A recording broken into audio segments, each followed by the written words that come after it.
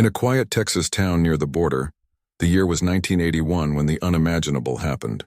3 identical triplet boys vanished without a trace. One moment they were playing in the front yard of their family home. The next they were gone. Decades passed.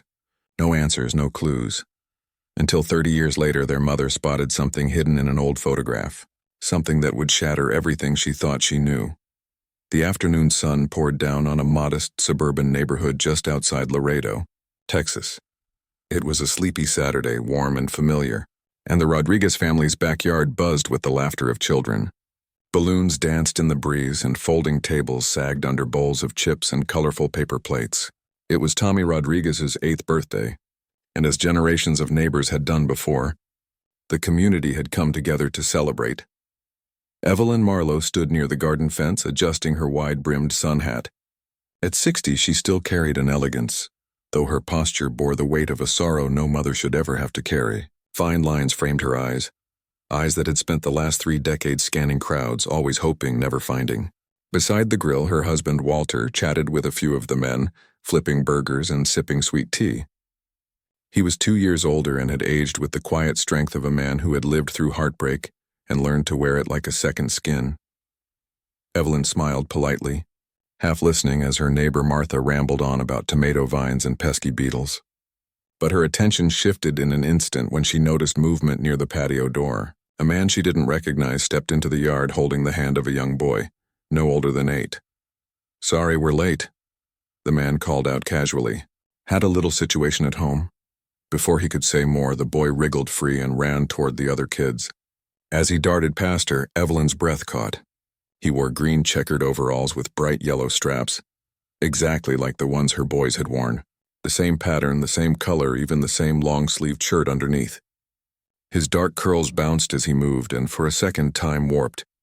Evelyn's heart slammed against her chest. Without a word, she stepped forward, faster than she knew she could move. Her hand landed gently on the boy's shoulder, turning him around. "Where did you get those clothes?" she asked, her voice barely more than a breath. Her fingers hovered toward his curls, trembling with the ghost of memory. The boy's eyes widened. In an instant, he pulled away and bolted for his father. "Daddy, Daddy!" he cried, his voice sharp with fear. The man looked up, alarmed, and moved swiftly toward his son, placing a protective hand on the boy's shoulder. "Is everything okay?" he asked, wary but not yet angry. His voice held curiosity, but his stance was guarded. "She touched me," the boy blurted out, clinging to his father's side. "She scared me." The father's eyes narrowed slightly. "Ma'am, what's going on? Why did you grab my son?"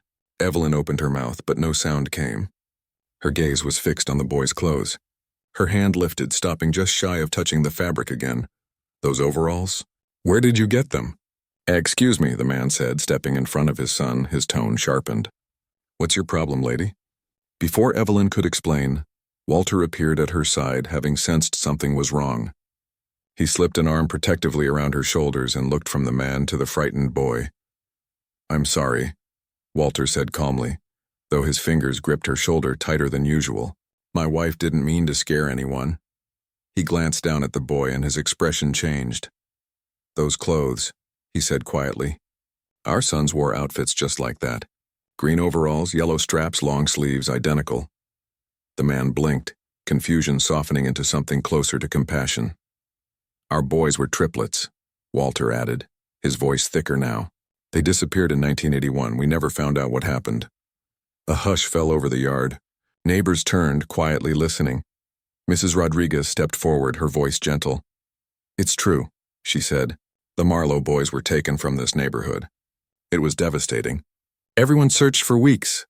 The man looked down at his son, then back at Walter. "I'm so sorry. I didn't know, I swear. I bought these at a department store months ago. I can't remember which one." Evelyn stepped closer, her voice trembling but clear. "Please, may I see the tag? I just need to know if it's the same brand." Walter gently placed a steady hand on his wife's shoulder. "Evelyn, sweetheart," he said softly. "That little boy. He's not Lucas, he's not Noah or Gabriel. Let's not frighten him more than we already have." Turning to the man, Walter gave a sincere nod. "I'm sorry. My wife didn't mean any harm. It's been a hard day." Mrs. Rodriguez, ever the thoughtful neighbor, stepped in gently, placing her hand on Evelyn's arm. "Evelyn, dear, you're shaking. Maybe it's best if you went home and got some rest." Walter offered her a grateful smile. Yes, I think that's a good idea. Thank you for everything. He looked at the father and son, extending a respectful hand. I wish we were meeting under better circumstances. The man's face softened with compassion. I'm truly sorry if we caused any distress. We just moved in. I thought coming to the party would be a nice way to meet the neighborhood. It's not your fault, Walter replied quickly. Really? With that, he gently guided Evelyn out of the backyard. The warm breeze rustled through the trees as they made the quiet walk home. Only 3 blocks away, but each step felt heavier than the last.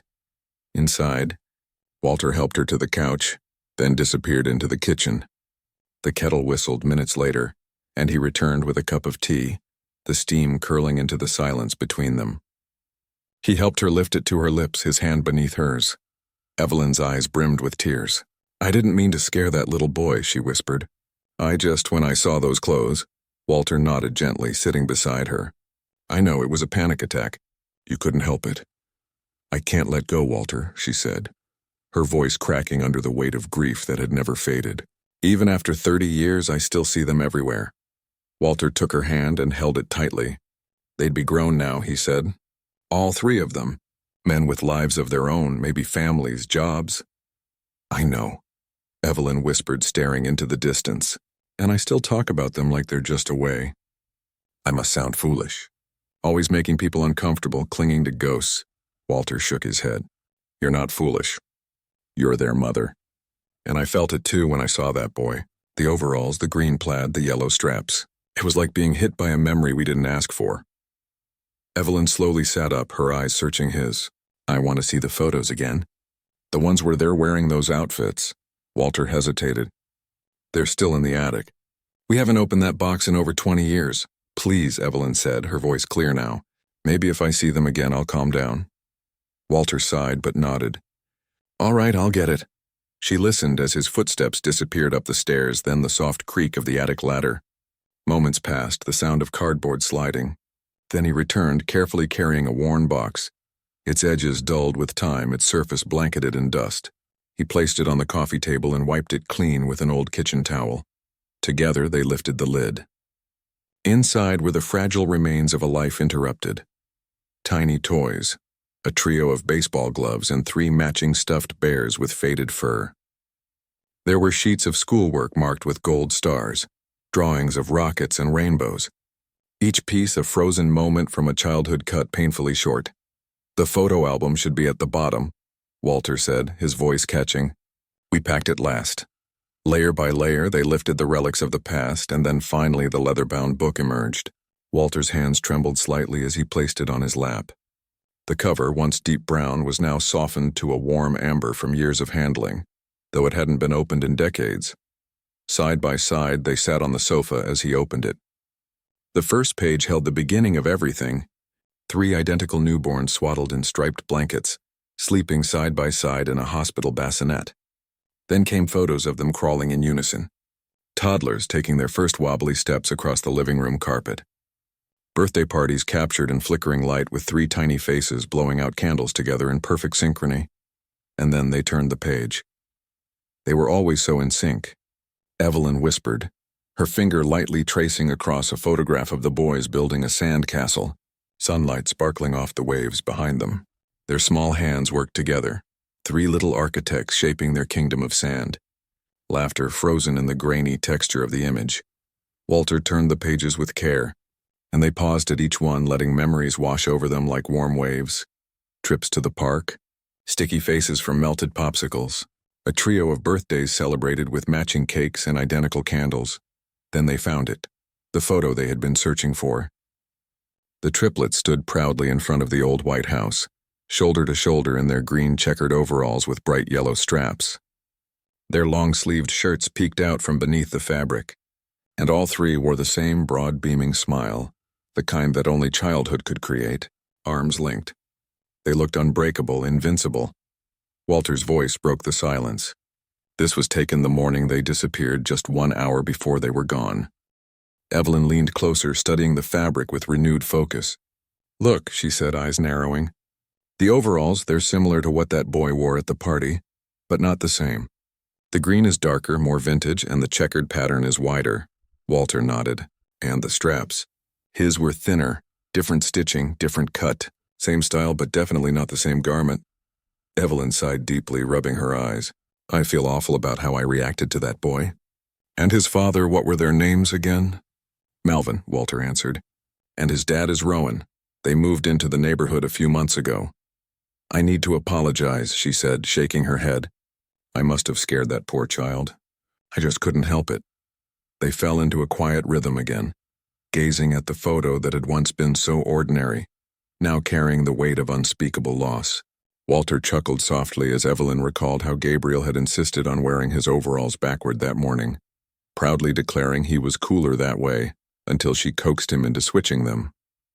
And how Noah had somehow found a mud puddle before breakfast and stained his knee. Typical Noah. As Walter poured himself another cup of tea, Evelyn suddenly jolted forward, poking his arm and nearly causing him to spill. Walter, look at the background, she said urgently, pointing at the far corner of the photograph. Isn't that the Cadillac? The one Lucas was obsessed with?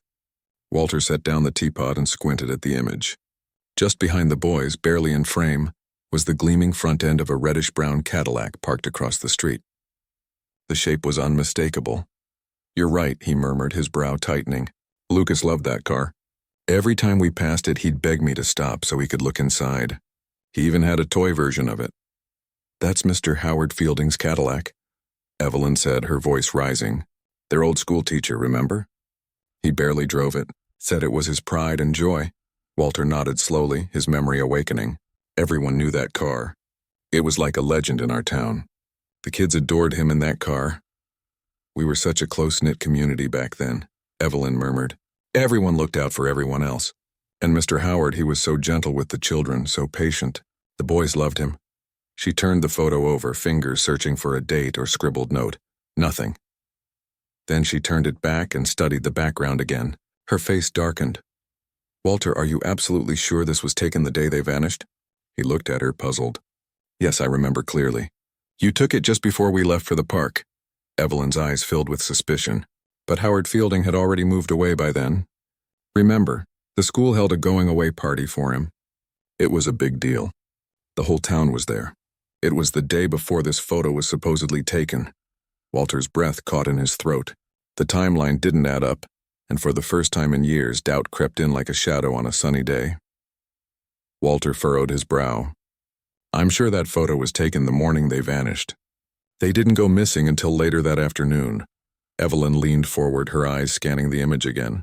But that's just it, she said, her voice tight with urgency. Mr. Howard had already moved away by then.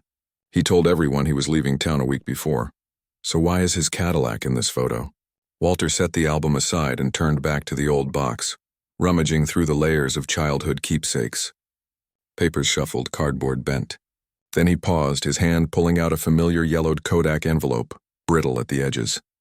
This, he said, holding it up. This is the original film envelope, look. He flipped it over to show the faded ink stamp. The film was developed 2 days after the boys disappeared. That confirms it. This photo was taken the morning they vanished. Evelyn hugged her arms to her chest, shivering despite the warm air in the living room. A chill crept down her spine. If that really was Mr. Howard's car, then he might have seen something that day. She whispered. Something suspicious, something important. She paused, her thoughts unraveling. But if the police ever questioned him, they never told us. They never mentioned him, which means he must have been long gone, right? Walter noticed the panic rising in her voice. He placed a calm hand on her shoulder. Evelyn, maybe it's not his car. Could have been a coincidence. A similar model, a neighbor's visitor, maybe even someone passing through. Evelyn shook her head. No one else on our block owned a Cadillac. Not that color, not that model. We were a tight-knit community. We knew everything about each other. Maybe someone had guessed that day, Walter said gently. The police looked at every single photo we gave them. They questioned everyone. If that really was Mr. Howard's Cadillac, they would have caught it. They would have tracked the plates. They would have told us. Evelyn inhaled deeply as he handed her the tea again. The warmth seeped into her fingers, slowing her racing thoughts. You're probably right, she said quietly. It's probably nothing. Walter exhaled with relief and closed the album. Still, Evelyn carefully slid the photograph out and held it in her lap. She didn't want to let it go. Together, they began returning the contents to the box. Each small item a tender relic of what once was, a love preserved in toys and trinkets and quiet memories. Walter glanced at the ornate clock on the mantel and suddenly stood upright. Good grief, I completely lost track of time. My checkup's at 11:50 and it's already 11:30. Evelyn looked up, startled. It's Saturday. The clinic closes at 1 hour, you'd better go. They scrambled gently but quickly. She handed him his insurance card, his list of medications, and the small notebook where he'd logged his blood pressure readings. In less than 5 minutes, he was ready to go. At the door, he turned back, concerned. Are you sure you'll be all right by yourself? I'll be fine, Evelyn smiled, brushing his sleeve. I'll make lunch. Maybe nap a bit this afternoon. Dinner will be waiting when you get back. Don't worry about me. Walter kissed her cheek and with one last look hurried to the car. As the sound of the engine faded, Evelyn walked into their bedroom and picked up her phone. A new message lit up the screen from Louise Mitchell, an old friend who'd worked on the school board for nearly 30 years. Annual school district retiree reunion coming up next month. Hope to see you and Walter there. We miss you both. Evelyn sat down on the edge of the bed staring at the message. Louise, of course. She would have worked closely with Mr. Howard. If anyone had answers, it was her. Evelyn didn't want to jump to conclusions. She didn't want to suspect Mr. Howard of anything. He'd been such a gentleman, beloved by students and parents alike. But that image, that car, had stirred something she couldn't ignore. Without overthinking it, she tapped Louise's contact and pressed call. Evelyn, what a lovely surprise, Louise's cheerful voice filled the line. Did you get my text about the reunion? I did. Walter and I will try to make it, Evelyn replied warmly. It's been far too long, Louise. How have you been?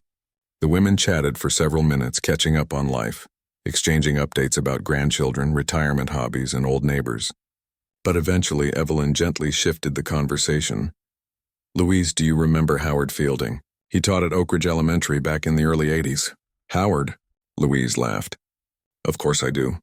Talented, kind, everybody loved him. Do you know where he ended up after he left? Evelyn asked, trying to keep her tone casual.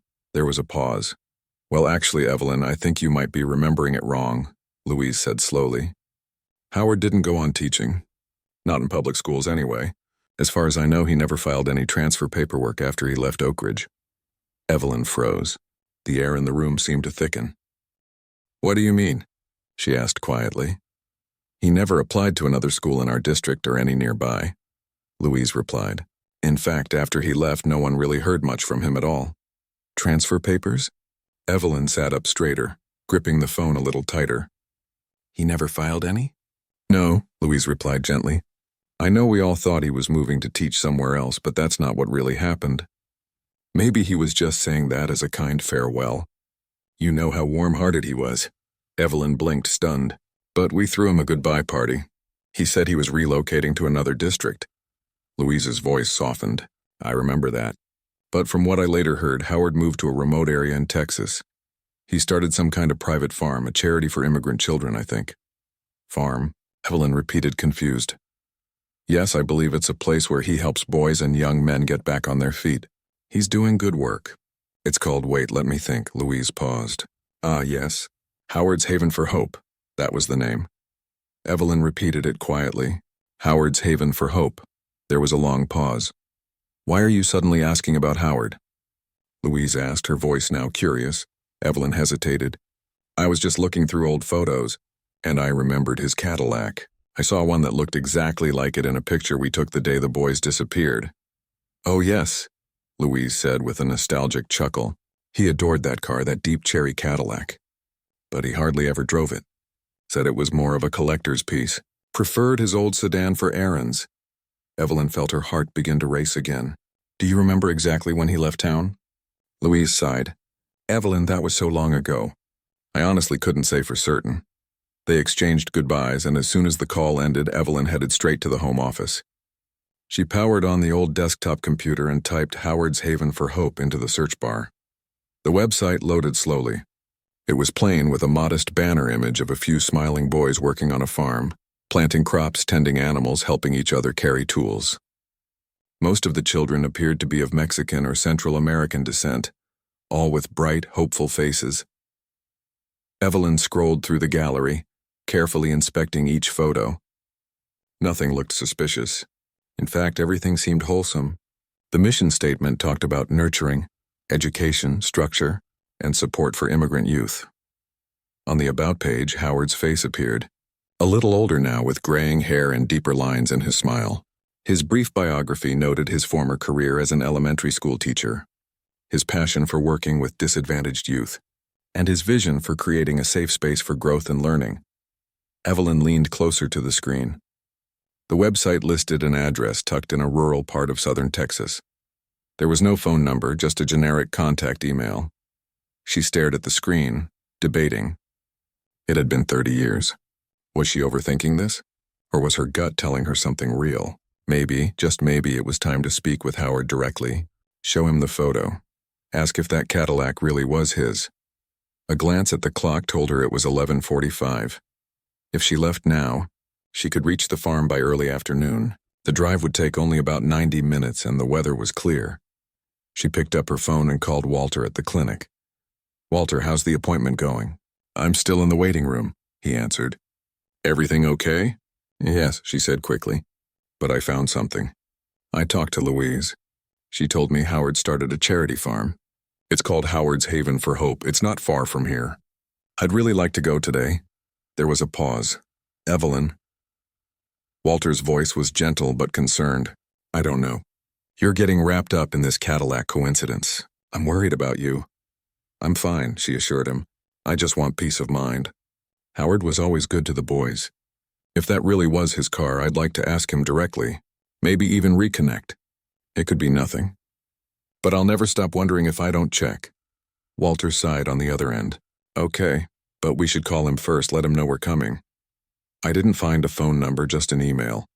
I'll send a message, but there's no guarantee he'll see it in time." They agreed to meet at the clinic since it was on the way to the farm. Walter would finish his appointment and Evelyn would take the bus to meet him there. "I'm leaving now," she said, already reaching for her purse. "See you soon." Evelyn stepped out of the house with a renewed sense of purpose, locking the door behind her and walking briskly down the sunlit sidewalk. The Texas heat was already building, pressing down on the streets with a thick humidity. She was grateful when the bus arrived just as she reached the corner stop. The doors hissing open with a breath of cool, recycled air. The 15-minute ride to the medical clinic passed in a blur, her thoughts spinning faster than the wheels beneath her. Howard Fielding, the Cadillac, the boys. What if the answers had been just out of reach for all these years? As the bus slowed near the clinic, a young woman in a wide straw hat and a bright yellow t-shirt stood near the exit, handing out colorful flyers. "County Agricultural Fair this week," she chirped, flashing a smile before moving on to the next passenger. Evelyn barely registered the flyer as it was thrust into her hand, but glanced down at it while walking toward the clinic. Bold letters advertised a week-long agricultural celebration. Livestock shows, tractor demos, crafts, and food stalls. But what caught her eye was today's featured event, a special equipment auction happening at a nearby ranch. It wasn't far from Howard's farm. That tug of intuition deepened. "Interesting," she murmured, folding the flyer and slipping it into her purse. Inside the clinic, she spotted Walter at the front desk, signing a receipt and collecting his insurance card. He smiled when he saw her. "Perfect timing," he said, tucking the paperwork away. "Dr. Matthews says I'm doing great. My blood pressure's come down since they adjusted my meds." "That's wonderful news," Evelyn replied, the warmth in her voice genuine. "Are you ready for our little adventure?" Minutes later, they were on the road, Walter behind the wheel of his sedan, following the GPS direction southward. The suburban landscape began to thin out, giving way to sprawling pastures, wooden fences, and sun-bleached silos. Crops stretched for miles, swaying gently under the cloudless sky. "Any reply to the email yet?" Walter asked, eyes scanning the road. Evelyn shook her head. "Nothing." She reached into her purse and pulled out the flyer from earlier. "But look at this. Got it at the bus stop. There's a big agricultural fair happening all week. Today's auction is being held just a few miles from Howard's farm." Walter gave it a quick glance. "You think he might be there?" "It's possible," she said, unfolding the flyer across her lap. "The auction site's in the same general area, just a different address. Let's stick to our plan and visit the farm first. We can always swing by the fair afterward." Walter nodded. "Sounds good to me." The road narrowed and the GPS directed them onto a gravel drive flanked by tall wild grasses. A simple wooden sign stood at the turnoff carved with 3 words, Howard's Haven for Hope. They exchanged a quiet glance. The driveway stretched ahead, leading to a tidy cluster of buildings, an old farmhouse with a wide porch, a pair of weathered barns, and what looked like dormitories or residential cabins. The place was serene, almost too quiet, with only the faint rustle of trees and the distant hum of insects filling the air. As they stepped out of the car, a young man emerged from one of the barns. He looked to be in his early 20s, Hispanic with sun-tanned skin and calloused hands, dressed in worn jeans and a gray t-shirt. Walter raised a hand in greeting. "Hello there." The young man returned the wave, his smile open and friendly. "Hey, can I help you folks with something?" "We're looking for Howard Fielding," Evelyn said as she approached the young man. "Is this his farm?" The young man nodded, wiping his hands on his jeans. "Yes, ma'am. This is Mr. Fielding's place." Walter stepped forward. "We didn't schedule an appointment. We're old friends. Howard was our son's teacher many years ago. We sent an email to the address on the website." "Oh," the young man said, his face brightening and understanding. "That's probably why no one replied. We switched email systems last month, but the website hasn't been updated yet." "I'm really sorry. Is he here?" Evelyn asked, trying not to let the disappointment creep into her voice. The young man shook his head. "No, I'm afraid not. Most of the staff and kids went to the county agricultural event. There's an auction today, and we're also running a booth to promote our program." Evelyn sighed, glancing back at the car. "We heard about it just before we arrived." She was already turning to leave when Walter gently touched her arm. "Wait," he said, turning to the young man. "Since we're already here, would it be all right if we looked around a little? We'd love to see what Howard's built here. It's impressive." The young man hesitated for a second, then nodded. "Let me check with the supervisor on duty." "Just a moment." He stepped aside and pulled out his phone, speaking in low tones. When he returned, he was smiling again. "It's fine. I'll give you a quick tour." For the next half hour, Evelyn and Walter followed him through the expansive property. He showed them the barns that housed livestock, the horse stables, and the rows of green crops stretching toward the tree line.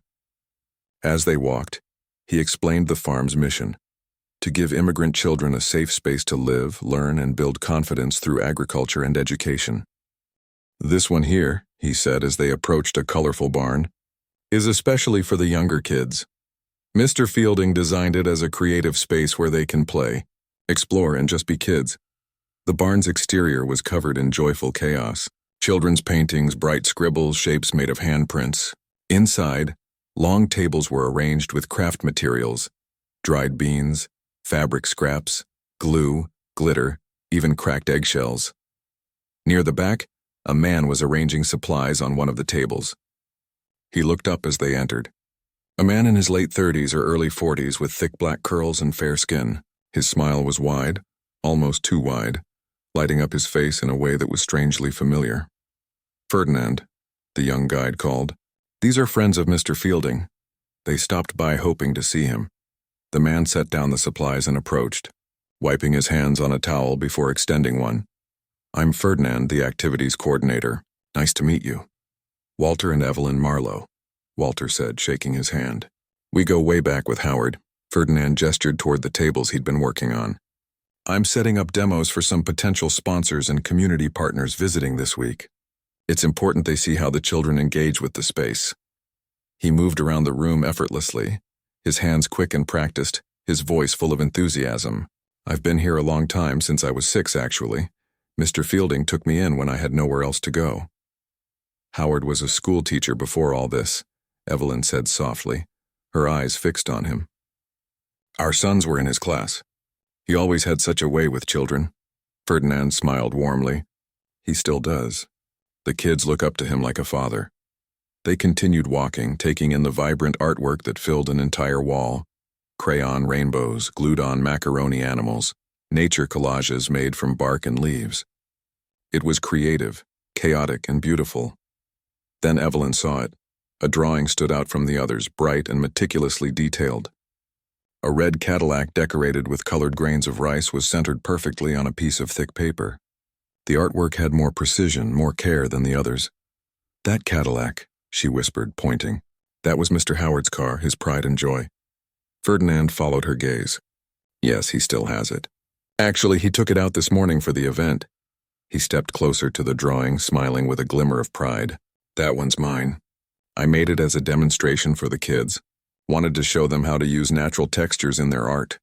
That's why it looks so tight, he chuckled, motioning to the more chaotic, glitter-covered pieces around it. But Evelyn didn't laugh. A chill swept through her. A strange shiver that climbed her spine and lingered in her arms. She stared at Ferdinand. His thick black curly hair, his overly bright smile, the expressive way he moved his hands when he talked was all familiar. Too familiar. Ferdinand caught her gaze and tilted his head slightly. Is everything all right, ma'am? Walter, sensing her unease, gently placed a hand on the small of her back. A quiet signal. Evelyn blinked. Yes, sorry, it's just these crafts. They reminded me of my boys when they were little. She forced a smile, but inside something had shifted. A memory was stirring, one she hadn't expected, one she couldn't ignore. She hesitated, then glanced at Ferdinand. Do you have any siblings? She asked casually, though her voice carried an undertone of something deeper. Evelyn, Walter said softly, a cautioning note in his voice. Ferdinand gave a short, slightly awkward chuckle. Yeah, actually I do. My brother's at the fair today with Mr. Howard. They're helping run the booth. He checked his watch and smiled. You should swing by if you have time. There's a children's performance coming up in the big auction. It's always fun. They thanked him for his time, and their young guide escorted them back through the sun-drenched property toward the parking area. As they walked, Evelyn looked over her shoulder once more. Her thoughts churned with questions she couldn't yet put into words, threads of memory tugging at her mind. Back at the car, they thanked the guide again and got in. Evelyn's fingers trembled slightly as she fumbled with her seatbelt. The image of Ferdinand, his curly black hair, that radiant smile, and the way he moved his hands, lingered in her thoughts like a ghost. Walter started the engine and checked his phone. The auction site is about 20 minutes away. Do we go? Absolutely, Evelyn said firmly, her voice tight with anticipation. I need to speak with Howard. They pulled out onto the dusty country road, fields stretching endlessly on both sides. As they drove, Walter glanced at her, brows creased with concern. Evelyn, why did you ask Ferdinand if he had siblings? She stared out the window, watching tractors dot the horizon and sunlight shimmer off rows of crops. I don't know, she said softly. When I saw that Cadillac drawing and then him, the hair, the smile, it hit me. He reminded me of Lucas. Walter shook his head, trying to stay grounded. Evelyn, come on. You know better than that. They look completely different. Hair texture? A smile. That's not enough. I know, she said quickly. I'm not saying it is him. I'm not. It's just something about him felt familiar. Walter gently patted her hand, offering comfort without saying more. The rest of the short drive passed in silence, both lost in their own thoughts. They arrived at the county fairgrounds, a lively sprawl of color and noise. Rows of white tents, hay bales, and food stalls surrounded an open field filled with tractors, antique plows, and prize-winning livestock. Children ran between booths. Ribbons fluttered in the breeze, and the smell of roasted corn drifted through the air. No auction going on now, Walter said, scanning the posted event schedule near the entrance. Looks like it wrapped up earlier. They strolled through the fair, stopping occasionally at exhibits. Evelyn's eyes searched every face, every corner, her heart pounding louder than the cheerful music playing through the loudspeakers. Then she saw it, a white tent with a blue banner stretched across the top. Howard's Haven for Hope. Her breath caught. Standing just outside the tent, deep in conversation with a middle-aged couple, was a man with a thick head of white hair. His gestures were animated, his posture familiar. Even from a distance, she knew it was him. Howard Fielding, she froze. Though 3 decades had passed, she recognized him instantly. His hair had turned silver, his face now marked by deep lines, but his eyes, his mannerisms, they were exactly the same. They waited patiently until the couple said their goodbyes and walked away. Then Evelyn and Walter stepped forward. Mr. Fielding, Walter said gently. The man turned toward them, polite, but unsure. Yes, can I help you? You probably don't remember us, Evelyn began. I'm Evelyn Marlowe, and this is my husband, Walter. Our sons, Lucas, Noah, and Gabriel, were your students at Oak Ridge Elementary. Howard's brow creased as he studied them. his eyes narrowing with the effort of recalling a memory long buried. "I'm terribly sorry," he said. "It's been so long. I'm nearly 70 now. Can you believe that? The memory slips more and more every year." He tapped the side of his head, smiling faintly. Evelyn stepped a little closer. "I helped organize your farewell party at the school. You were leaving, and the moms wanted to do something special. If there was ever a woman with 3 identical little boys following her like ducklings, it was me." Recognition slowly dawned. Howard's face softened, then lit up with a warm, genuine smile. "Of course, the Marlows." He shook his head gently. "Lucas, Noah, and Gabriel, bright boys, all 3. How could I forget?" Then the smile faltered slightly. "I was heartbroken when I heard what happened. A terrible tragedy. I didn't know how to reach out. I wasn't sure if I should. We always thought you moved out of state to teach," Evelyn said carefully, her eyes studying his face.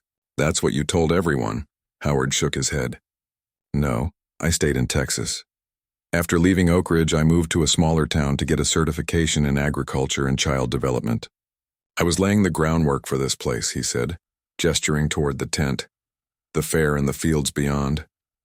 "Starting this farm was always my dream," Howard said, his tone turning nostalgic, "something I'd been planning for years, a place where children could heal and grow." Evelyn leaned forward slightly, her voice steady but pointed. "Mr. Howard, do you remember the exact date you left town? Was it before or after my boys disappeared?" "Before," Howard said quickly, almost too quickly. "It must have been before, otherwise the police would have contacted me. I was never questioned." He tilted his head slightly. "Why do you ask?"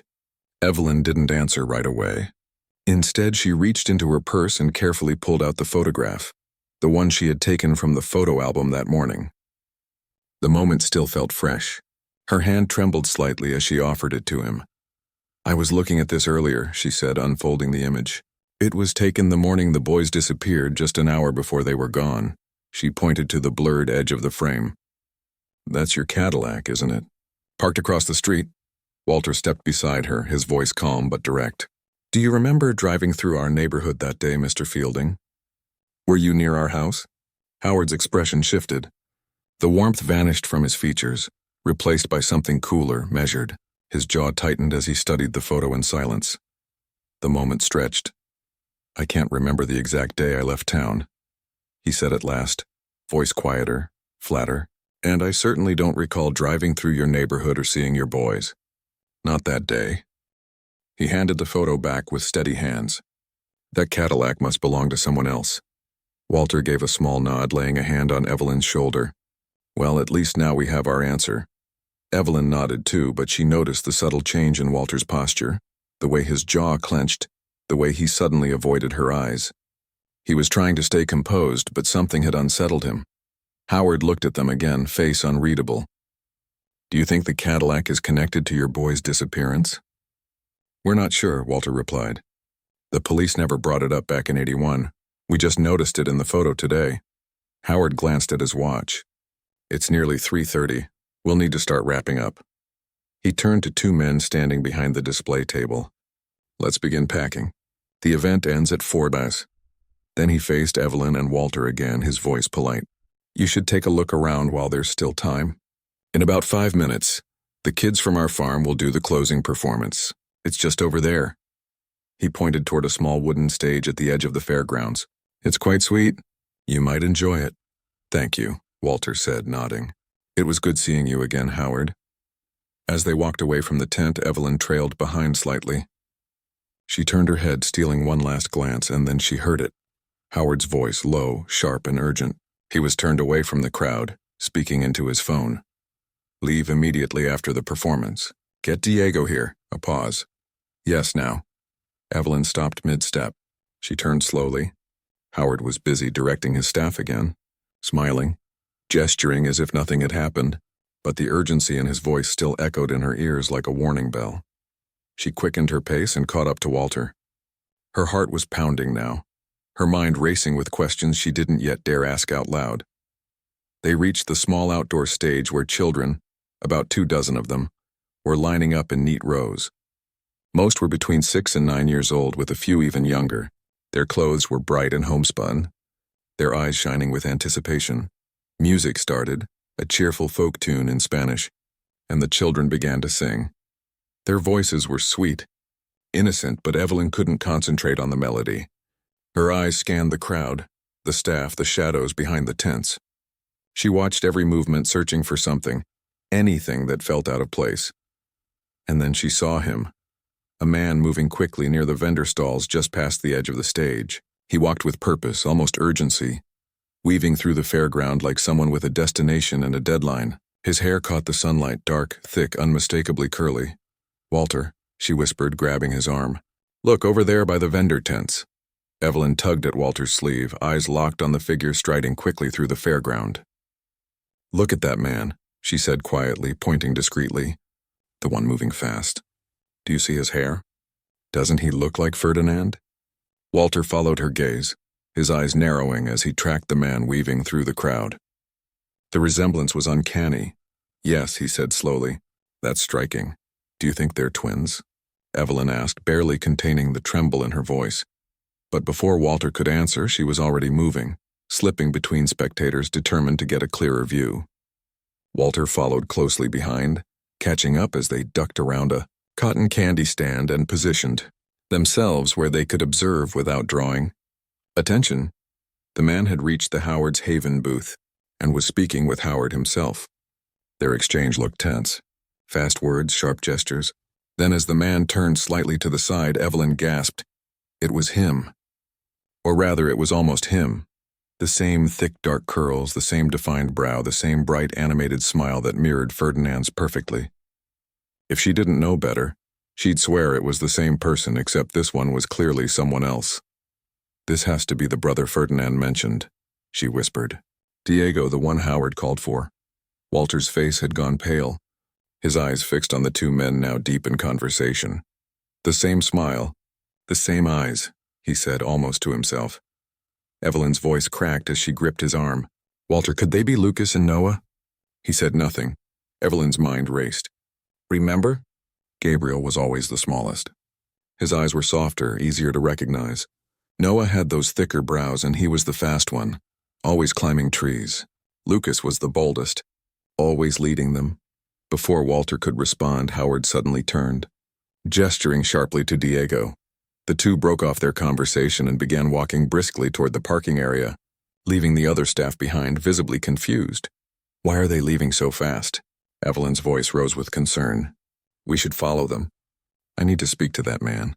He has to be Diego." She moved forward, but Walter caught her arm. "Evelyn, wait." His voice was calm but firm.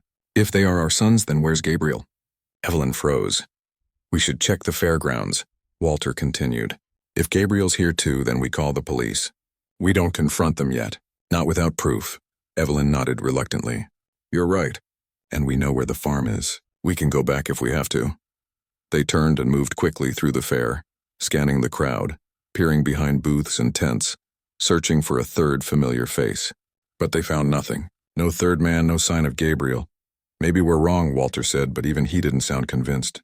"Maybe it's just a coincidence." Evelyn said nothing. She was already walking back toward Howard's tent. Only one staff member remained, an older man in his 60s with sun-weathered skin and heavy hands that looked like they'd worked fields his whole life. "Excuse me," Evelyn said, trying to keep her tone light. "We visited the farm earlier today and met Ferdinand. Then we saw another man here who looked just like him." "Diego?" The man nodded with a smile. "They're twins." "Twins?"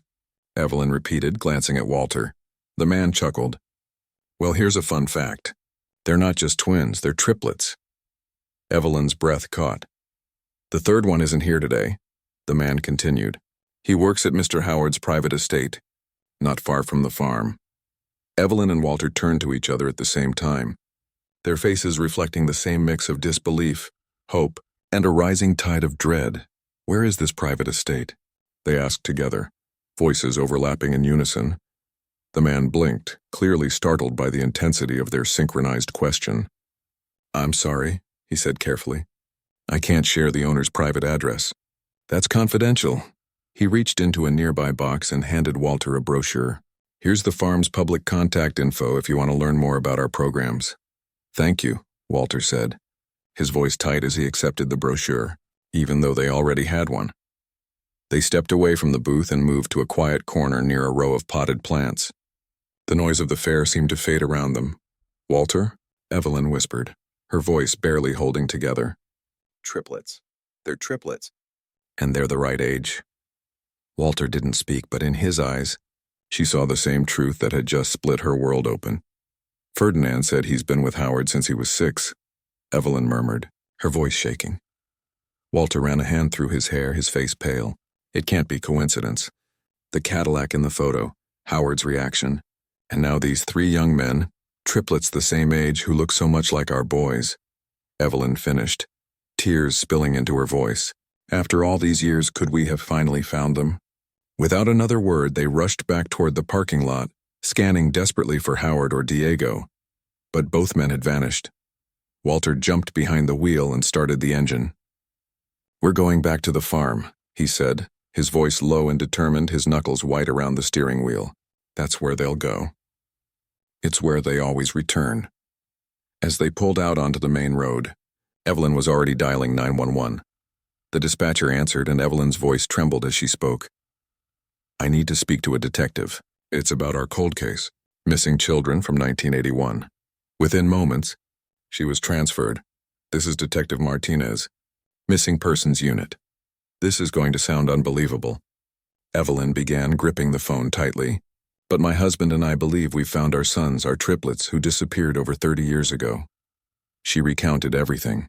The photograph with the Cadillac, their encounter with Howard Fielding at the charity farm, the discovery of Ferdinand and Diego, 2 men who appeared identical and were confirmed to be triplets. With a 3rd brother working off-site, they'd be 36 now, she added, her voice steadying. "And they look exactly how we'd imagine our boys would.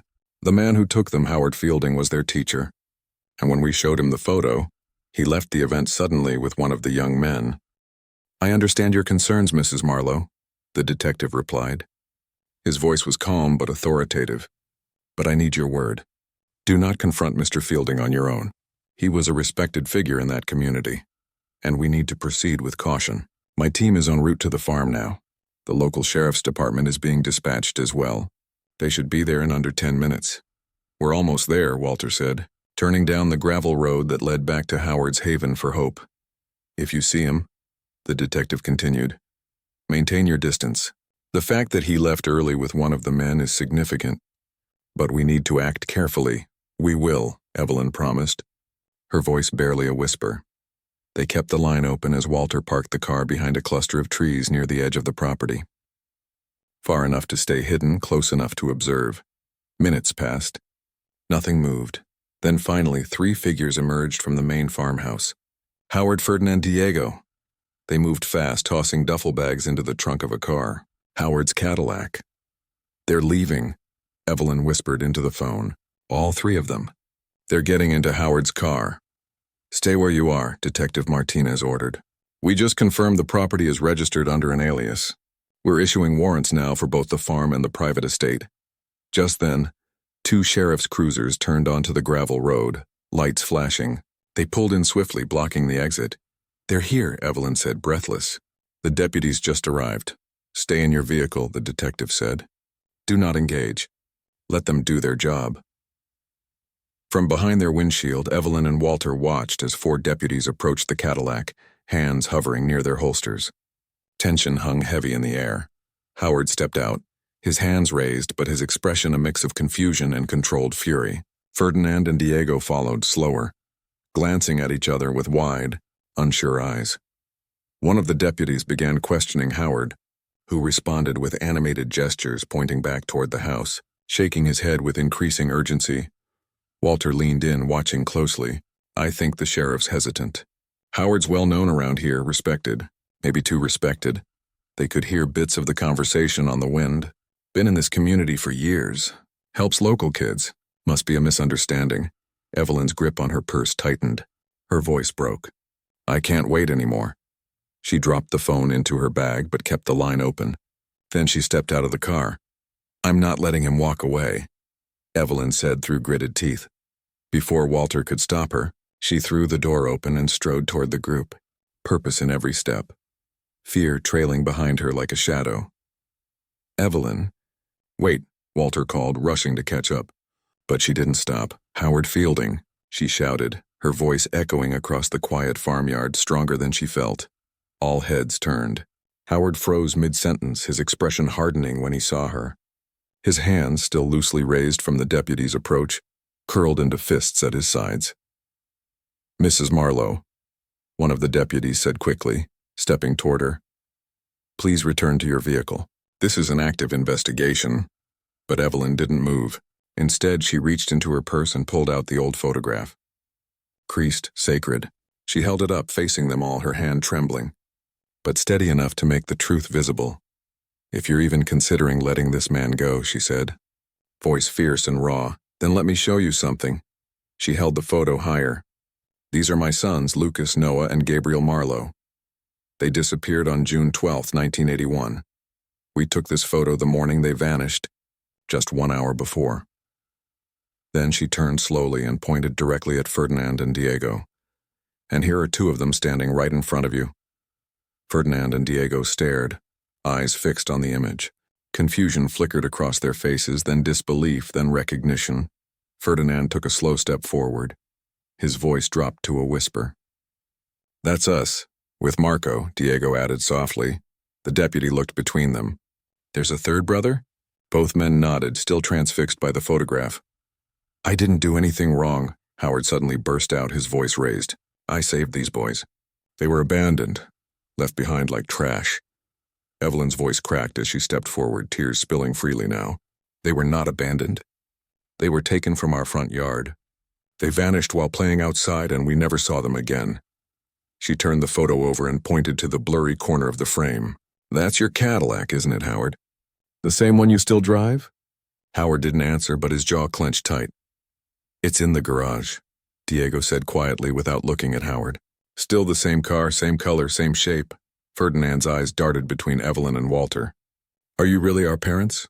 he asked, barely breathing. "Howard told us a different story," Diego whispered. "That our real parents were criminals, dangerous, gone." "We were never in prison," Evelyn continued. "That man has been lying to you all your lives. But you've grown into strong, kind men, exactly who we always believed you'd become." Diego blinked hard, stunned. "We're 36 now." "That's right," Evelyn nodded. "You were born on February 15th, 1975. The deputies exchanged looks. The weight of the moment hung heavy in the air. Then the lead officer stepped forward. "Mr. Fielding, turn around. Place your hands behind your back." Howard's eyes burned with defiance, but he didn't resist. As one deputy cuffed him, another spoke urgently into a radio, confirming the warrant to search both the farm and the private residence. Suddenly, the peaceful farm became a scene of law enforcement activity. Sheriff's cruisers pulling in, officers moving quickly with purpose. Forensic teams entered the house. Detectives split off, pulling Ferdinand and Diego aside for separate interviews.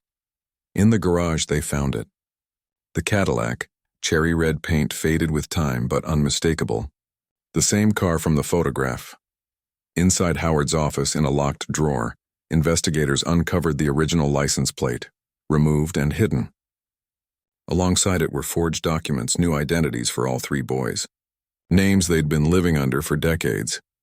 "Their real names are Lucas, Noah, and Gabriel," Evelyn told the detective, watching numbly as the documents were sealed in evidence bags.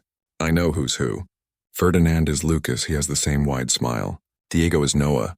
He was always fast, agile. And Marco? Marco must be Gabriel. They're not even Mexican," Walter finished quietly, "though we do have some mixed heritage. It's how they were able to pass without raising questions." When asked about the third brother, Ferdinand's voice broke slightly. "Howard never let Marco come to the farm.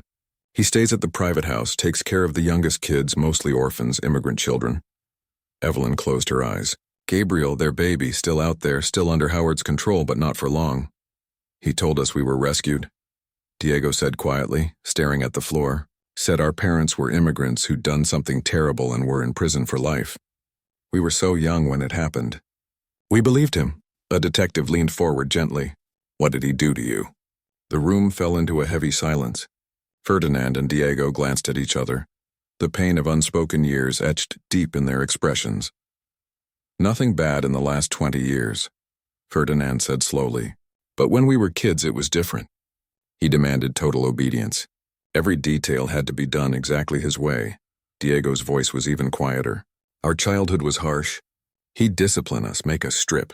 Sometimes he'd touch us in ways that felt wrong, then hit us with a rattan stick, said it was the consequence of being naughty. His eyes watered, but he didn't look away. He made us believe we were bad, that we deserved it. Especially me. I used to think it was my fault. The room stayed still. Nobody spoke for several long seconds. Then, as twilight fell over the farm, a call came through from the search team stationed at Howard's private residence. We found Marco, the officer on the line reported. He's here along with 8 other children between 4 and 10 years old. We're transporting all of them to the hospital for evaluation. Most appear scared. Some are clearly traumatized. Evelyn's heart leapt. Marco, how is he? He's confused but physically okay, the officer reassured her. We explained the situation. He's being brought to the station now. You'll be reunited there. Him, Ferdinand, Diego, and both of you. Night settled slowly across the landscape as Evelyn and Walter were escorted into the back of a patrol car. Behind them, the lights of the farm faded into the darkness. A place that had once been their son's prison, and for a time their home, was now finally exposed. Evelyn held Walter's hand tightly, eyes locked on the road ahead. Our boys, she whispered. We found our boys. The fluorescent lights in the police station buzzed faintly, casting pale shadows across the scuffed linoleum floor. In a small interview room, Evelyn sat stiffly at a metal table, a styrofoam cup of coffee cooling in front of her. Detective Martinez sat across from her, a recording device between them. His notepad lay open, pen poised. She spoke clearly, her hands knotted tightly in her lap. Our neighborhood back then, it was close. Everyone knew each other. Howard was respected. He was their favorite teacher. Parents trusted him. Sometimes he'd drive students home with permission, of course. She paused. That day, June 12, 1981, Walter and I were both home, but it was a different time. We let the boys play outside by themselves. The neighbors all knew them. It felt safe. The detective nodded. You didn't see them being taken? Evelyn shook her head, eyes brimming again. I was folding laundry in the back room. Walter was fixing something in the backyard. Neither of us was near the front window. Her voice cracked. One moment they were right there in the front yard, and the next they were just gone. Detective Martinez made a few quiet notes. Then he looked up. Mrs. Marlowe, we've spoken to Howard Fielding. He's decided not to fight the charges. He's cooperating, confessing even. Evelyn sat up straighter. What did he say? He said he always felt a strange connection to the boys. He told us that on the afternoon before he was supposed to leave town, he made the decision to take them. Martinez flipped through his notes. He lured them with ice cream, promised a short drive in his Cadillac. Apparently the boys, especially Lucas, were fascinated by the car. Evelyn closed her eyes. Lucas loved that car. He'd had the kidnapping planned, the detective continued. He'd packed bags in advance, forged documents, used those to cross county lines undetected. Later, he returned and quietly purchased the farm property under a false LLC. Claimed it was a non-profit for migrant youth. Walter had joined them now, seated beside Evelyn, his face tight with disbelief. But how did no one see anything?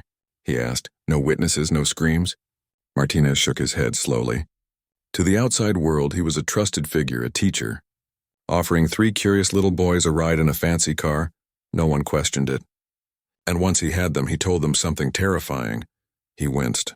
He said their home was unsafe. Martinez explained that their parents were in danger or already gone. And then, little by little, he rewrote their world. Over time, they believed him. Evelyn stared at the tabletop, her voice soft and haunted. They trusted him, and he turned them against us. They were only 6 years old, Detective Martinez continued, his voice quiet. Completely dependent, eager to please. At that age, it was relatively easy to manipulate them. Walter reached across the table, taking Evelyn's hand in his. His face was pale, lined with fury and grief. He told them they were orphaned, the detective went on, said they were the children of undocumented immigrants, that you both had hidden the truth about their origins, and that you'd been imprisoned for life. Evelyn's lips parted in disbelief. He created photo albums, Martinez added, fabricated documents, layer after layer of lies. He built an entire false history for them. Evelyn swallowed hard. So the motive was what? Fascination? The detective nodded grimly. We've looked into his past. In the early 1970s, Howard Fielding lost his wife and twin sons in a house fire. The trauma went largely untreated. Outwardly, he seemed to function, but internally he fractured. According to his statements and early psychological assessments, he came to believe that certain children with deep emotional bonds, were meant to be his. Evelyn closed her eyes.